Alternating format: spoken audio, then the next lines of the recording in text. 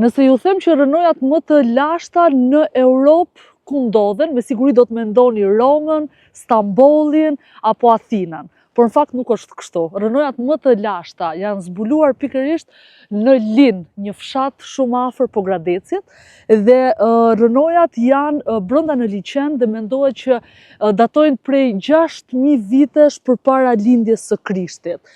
Po ashtu një tjetër pikë e cila vizitohet shumë nga turistët është edhe mozaiku i Linit, ku ndodhem sot, në cilën është po themi një rrugtim midis historisë edhe gjithë panoramës dhe natyrës me cilët përshkruan. Vizitorët me cilët kam mundur të bisedoj janë shumë të surprizuar sa i takon asaj që ofron, një fshat i vogël, siç është Lini, me rrugët e ngushta, duket se janë goxha të ruajtura prej ai periudhe. Nga ana tjetër, ndërkohë është një nga peizazhet më të bukura që ofron Gadishulli i Linit, sepse mendohej që ka qenë i rrethuar i gjithë nga uji, ndërsa sot është një gadishull i vendosur buz liçenit të Ohrit dhe shumë afër atij të Pogradecit.